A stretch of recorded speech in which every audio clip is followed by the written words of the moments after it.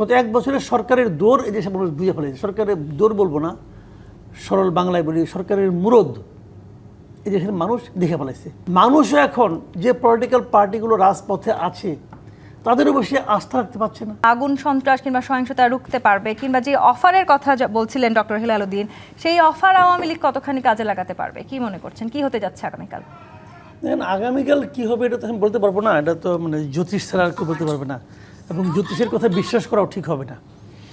কাজেই এটা আমি বলতে পারবো না। তবে একটা জিনিস আমি বলতে পারি, সেটা হলো গিয়া, দেখেন একটা কথা ভাবেন যে কালকে কিছু একটা হচ্ছে।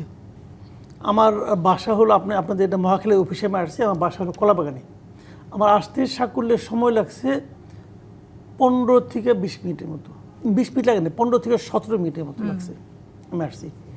আজকে একটা ওয়ার্কিং ডে, অন্য দিনে এই সময় আসতে পারতাম না। তার মানে কালকে কিন্তু প্রোগ্রাম। তাহলে আজকে মানুষের মনে কিছু একটা হচ্ছে, মানুষের মনে একটা আতঙ্ক কিন্তু হয়তো ঢুকেছে, যে করে মানুষ হয়তো ঘরে চলে গেছে সবাই আর্লি, কেউ গাড়ি বের করেনি, এরকম অনেক কিছু হতে পারে। আপনি একটা কথা ভাবেন তো, আজকে থেকে 1 বছর আগে গত নভেম্বরে যদি আওয়ামী লীগ এরকম একটা ডাক দিত, তাহলে কি বাস্তবতা এরকম হতো? হতো না, হতো না। কিন্তু গত অগাস্টে হতো না, অক্টোবরেও হতো না। ডাক দিলে পাবলিক পাত্তাই দিত না। এখন পাত্তা দিচ্ছে কেন? কারণ পাত্তা না দিলে আজকে সিচুয়েশন এরকম চেঞ্জ দেখছি কেন? এই পাত্তা দেওয়ার দুটো কারণ থাকতে পারে। দুটো কারণ হলো, একটা হলো সরকার মানুষের মধ্যে এই প্রত্যয়টা জন্ম দিতে পারেনি যে তোমার কিছু হবে না। গত 1 বছরের সরকারের দৌড় এই দেশে মানুষ বুঝে ফেলেছে। সরকারের দৌড় বলবো না, সরল বাংলায় বলি সরকারের মুরদ এই দেশের মানুষ দেখে ফেলেছে। তারা দেখছে এদের পক্ষে এটা সম্ভব না হ্যান্ডেল করা, এবং সরকার পারে নাই, এবং যে কারণে সরকারের উপর মানুষের আস্থাটা নাই।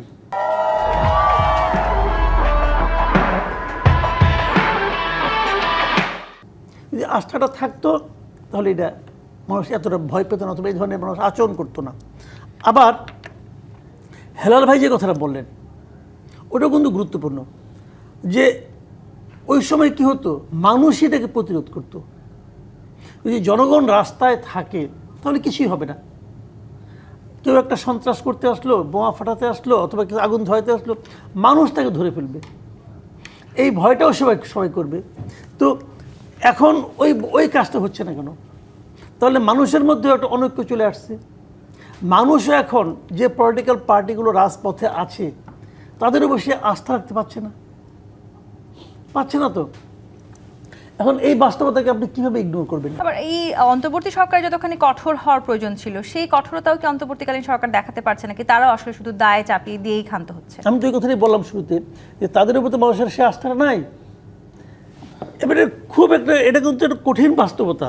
তো এই জন্য আপনি কাকে দায়ী করবেন? দায়ী করবো আমরা দুটো জায়গায়। একটা হলো সরকারের অযোগ্যতাকে, আরেকটা দায়ী করব যে রাজপথে থাকা সক্রিয় রাজনৈতিক দলগুলোর মধ্যকার যে আপনার কি বলবো আপনাকে, যে বিভেদ, যে অনৈক্য, সেটাকে। আমরা তো বেশ সাধারণ মানুষ, আমরা তো কোনো একটা ক্রাইসিসে পড়লে সমাধানের জন্য আমরা কার দিকে তাকাই থাকি? আমরা গভর্নমেন্টের দিকে তাকাই, পলিটিক্যাল পার্টিগুলোর দিকে তাকাই। কিন্তু আমরা যেদিকেই তাকাচ্ছি সেদিকে আমরা হতাশ হচ্ছি।